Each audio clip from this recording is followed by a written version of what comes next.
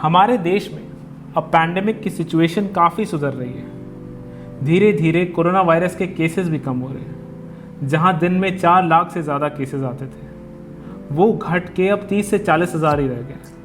और हमारी दिल्ली में तो 100 से भी कम डेली केसेस आते हैं। ज़्यादातर जगहों में अब कोई भी लॉकडाउन नहीं है। जब हालात सुधरते हैं तो अच्छा लगता है, साथ ही साथ ये डर भी बना रहता है कि ये अच्छे दिन कब तक रहेंगे। जैसे जैसे लोग पहले की तरह वापस बाहर आएंगे तो कहीं संकट फिर से ना आ जाए। हम सब यही चाहते हैं कि सब प्रिकॉशंस फॉलो करते रहें, और हमारी ये अच्छी इंटेंशन कभी कभी जुनून की तरह सर पर सवार हो जाती है। ऐसा ही एक वाक़या कुछ दिन पहले मेरे साथ हुआ जब मैं अपनी सोसाइटी में वॉक कर रहा था। मेरे सामने से एक बुज़ुर्ग अंकल आ रहे थे। एकदम से उन्होंने अपना मास्क नीचे कर दिया। मैं मन में सोचने लगा कि लोग मास्क पहनते ही क्यों हैं, अगर उन्हें हटाना ही होता है तो। मैं ये सोच ही रहा था, उसी वक्त वो अपनी जगह पर रुक गए। पीछे से उनके बेटे ने आकर पूछा, पापा क्या हुआ, आप रुक क्यों गए? जब मैं उनको क्रॉस कर रहा था उसी वक्त उन्होंने कहा, आजकल गर्मी और उमस बहुत है और मास्क पहन के मैं यहाँ ठीक से वॉक नहीं कर पाता, और बिना मास्क के मैं यहाँ घूमना नहीं चाहता। ये बात सुनते ही मुझे एहसास हुआ कि मैंने कितनी जल्दी किसी के बारे में एक राय बना ली, ये जाने बिना कि उनकी क्या मजबूरियाँ हैं। मास्क पहनना या महीनों तक घरों में बंद रहना हमारे लिए बिल्कुल भी स्वाभाविक नहीं है। और सिर्फ मैं और आप ही नहीं, बल्कि सभी यही चाहते हैं कि ये बीमारी जल्द से जल्द ख़त्म हो। तो अगर हमें कोई दिखता है जो किसी वजह से प्रिकॉशंस नहीं फॉलो कर रहा, तो हमें उसके पीछे की वजह जानने की कोशिश करनी चाहिए और हमदर्दी के साथ उन्हें याद दिलाना चाहिए। दूसरी तरफ अगर हमें कोई कोविड अप्रोप्रिएट बिहेवियर फॉलो करने की याद दिलाता है तो हमें ये समझना चाहिए कि ये सबके हित में है। याद रहे, हमें कोरोना वायरस से लड़ना है, एक दूसरे से नहीं। और ज़रूर हमें 2 गज का फासला रखना है, मगर हमारे दिलों के बीच कोई फासला नहीं आना चाहिए। आज का वीडियो बेहद ज़रूरी है। इसे बनाते वक्त मुझे एहसास हो गया था कि ये कुछ लंबा बनेगा। मैं चाहता तो इसके 2 हिस्से भी कर सकता था, मगर फिर मैंने पूरी वीडियो एक साथ ही बनाई, क्योंकि तुलना करने के लिए हमारी और वेस्टर्न कंट्रीज़ की कोविड स्ट्रैटेजीज़ को एक साथ देखना बहुत ज़रूरी है। अलग अलग पार्ट्स में ये बात कुछ जचेगी नहीं। ऐसा समझ लीजिए एक पानी के बताशे की तरह है। अगर इसके 2 हिस्से किए तो सारा स्वाद बिखर जाएगा। So sit back, maybe grab some popcorn or whatever you like, relax and enjoy the video. So let's begin.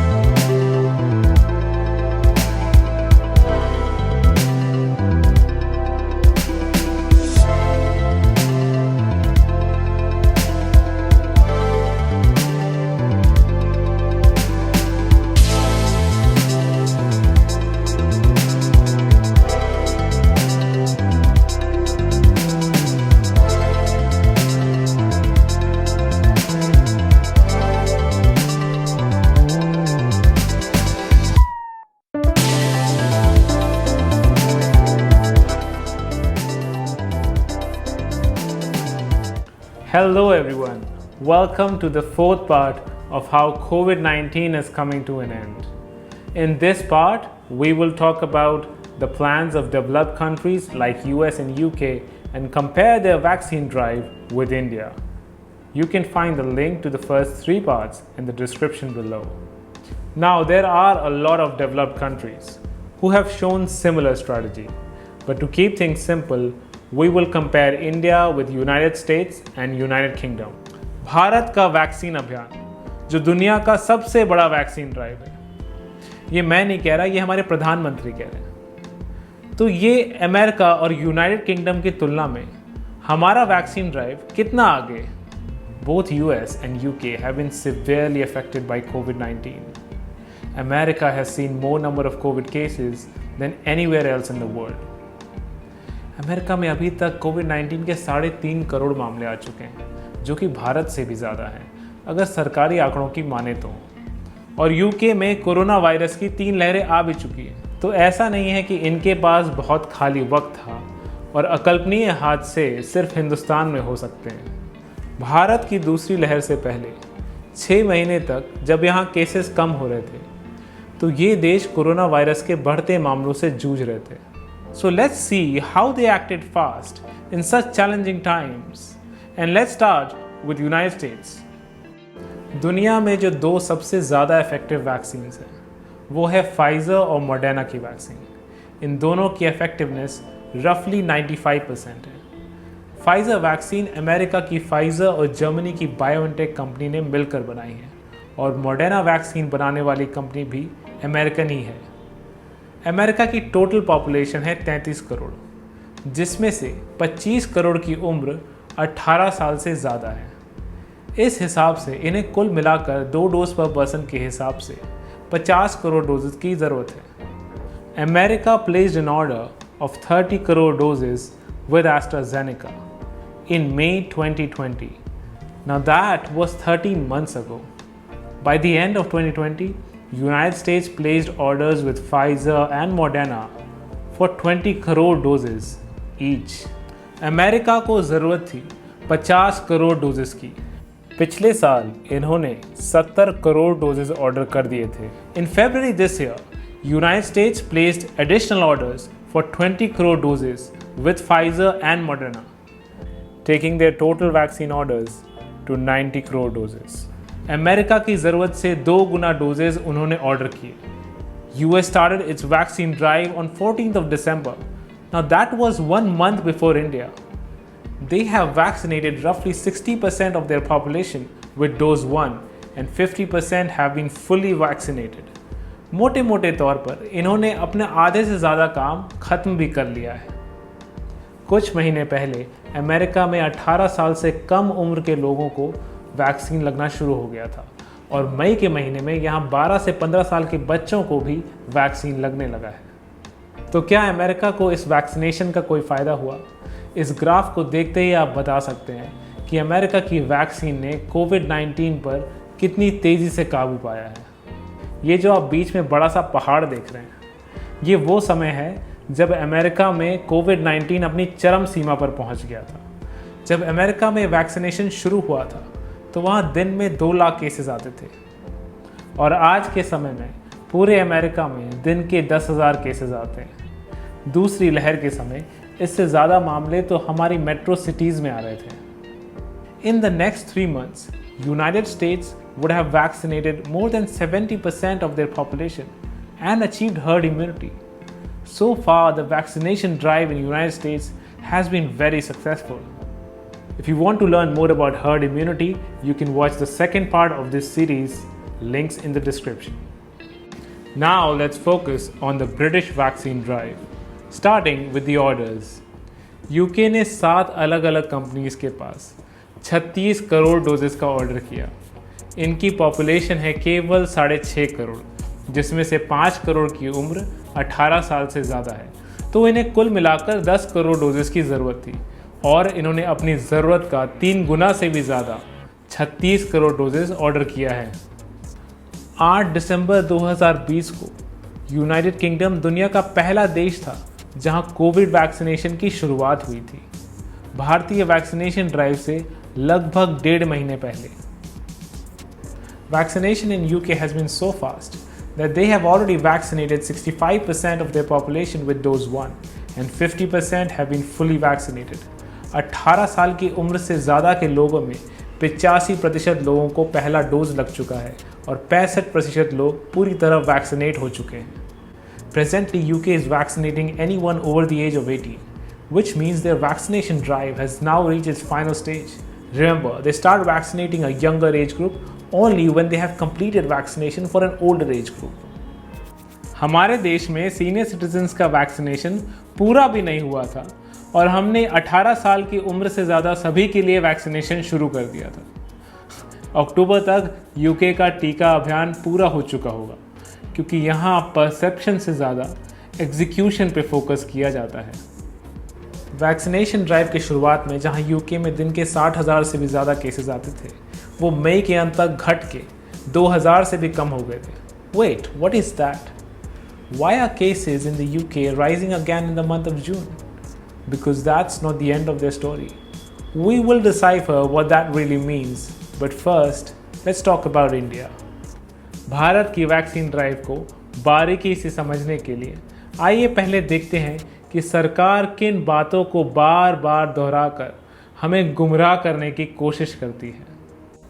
Bharat में बनाई जा रही दोनों वैक्सीन भारतीय वैक्सीन है। भारत में विश्व का सबसे बड़ा वैक्सीन अभियान चल रहा है। हमने अमेरिका से भी ज़्यादा डोज वैक्सीन लगाए हैं और जनता को मुफ्त में टीका लगाना एक बहुत बड़ी और अनोखी बात है। हमने वैक्सीन निर्माताओं को पूरा सहयोग दिया और 35 करोड़ डोज वैक्सीन अभी तक लगाए। भारत में आई दूसरी लहर भाइयों बहनों एक अकल्पनीय हादसा था। बल्कि सच्चाई तो ये है कि एक बार हम दुनिया के 5 सबसे ज़्यादा आबादी वाले देशों की रैंक देखते हैं तो ये साफ हो जाता है कि दुनिया में 2 ही देश हैं जिनकी आबादी 135 करोड़ से ज़्यादा है। वो है भारत और चाइना। और तीसरे नंबर पर है अमेरिका जिसकी आबादी 32 करोड़ है। यानी चाइना के अलावा ऐसा कोई भी देश नहीं है जिसकी आबादी हमारी 1/4 भी हो।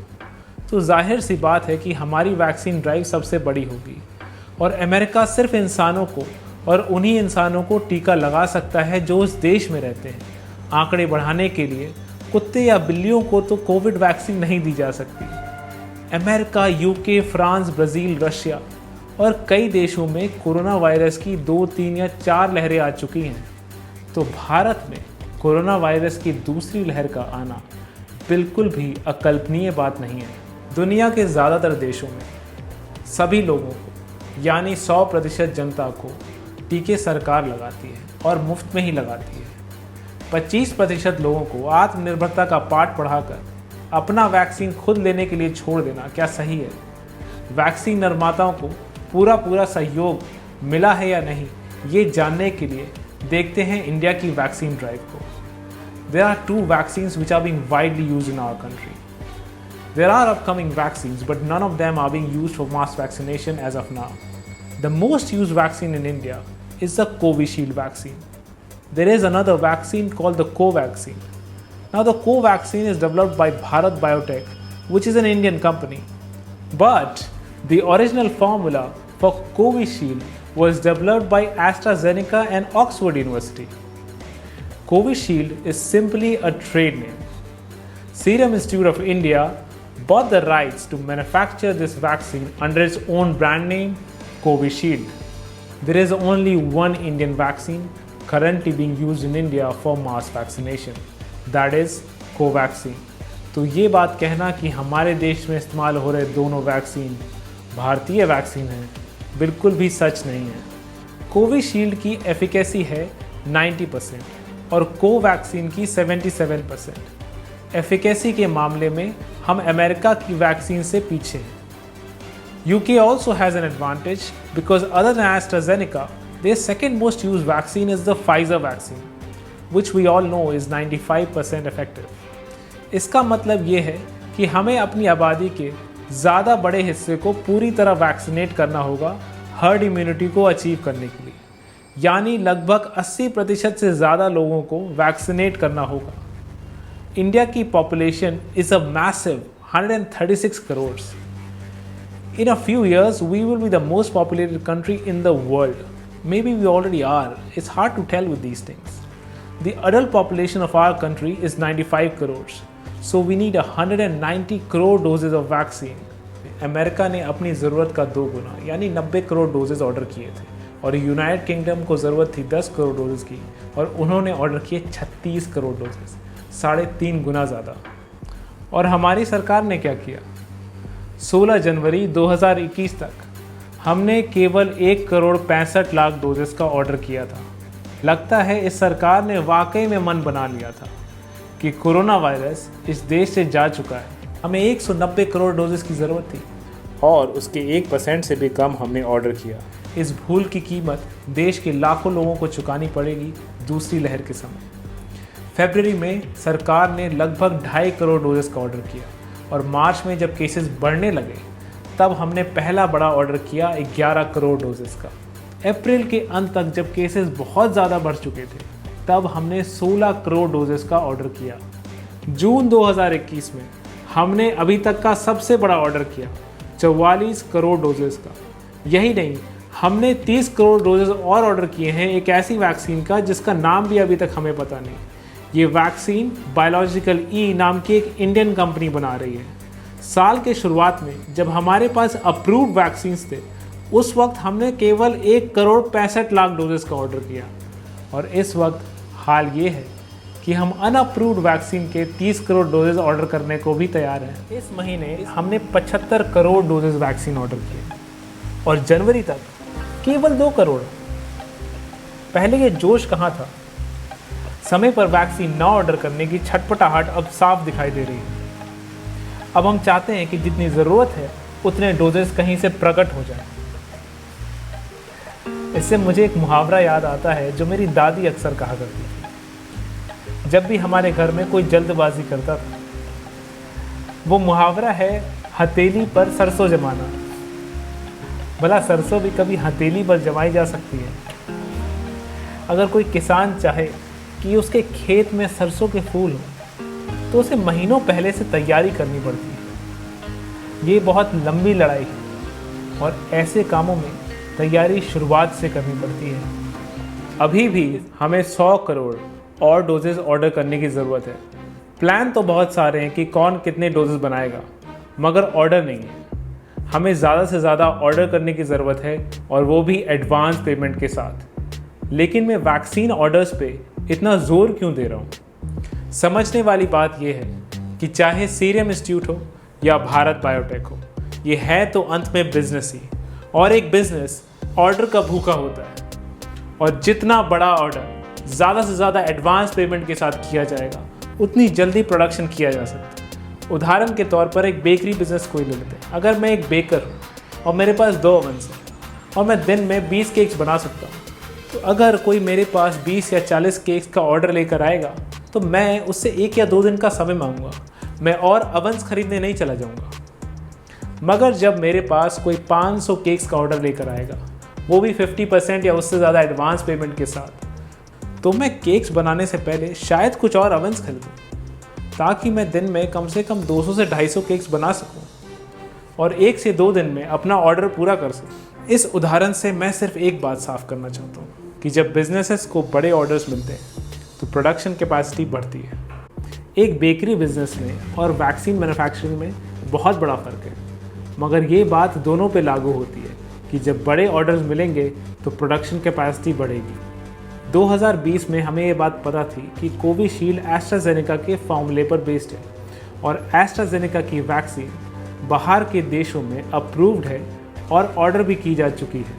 अगर हमने दिसंबर 2020 में 100 या 150 करोड़ डोजेस का ऑर्डर किया होता, वो भी 50% या उससे ज़्यादा एडवांस पेमेंट के साथ, तो अभी तक उनकी प्रोडक्शन कैपेसिटी कितनी बढ़ गई होती और हमें वैक्सीन की कोई कमी नहीं होती। हाँ, इस स्ट्रैटेजी में फाइनेंशियल रिस्क है, मगर अब वैक्सीन की कमी की वजह से लाखों लोगों की जान का रिस्क है। जब लोगों की ज़िंदगी का सवाल हो और इतने बड़े देश को चलाना हो तो वहाँ भिखमंगापन नहीं चलता।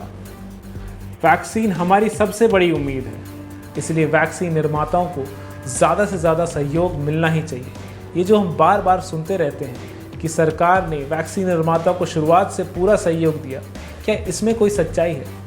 Center has even informed the Supreme Court that it did not provide any financial assistance for the development of these 2 vaccines. The Indian Council of Medical Research gave only 46 crores for clinical trials and nothing more. दोनों ही vaccine निर्माताओं को capacity बढ़ाने के लिए पैसे की ज़रूरत थी, मगर समय रहते इन्हें सहयोग नहीं मिला। 20 अप्रैल 2021 को पहली बार सीरम इंस्टीट्यूट को 3000 करोड़ और भारत बायोटेक को 1500 करोड़ की मदद दी गई। जब दूसरी लहर अपनी चरम सीमा पर पहुंच गई थी, ये मदद अगर जर्मनी में या पिछले साल मिलती तो बात कुछ और हो सकती है। जब हमारा वैक्सीन बजट 35,000 करोड़ का है तो 3,000 करोड़ देने में इतनी देरी क्यों? इस देरी का नतीजा अब हमारे सामने है।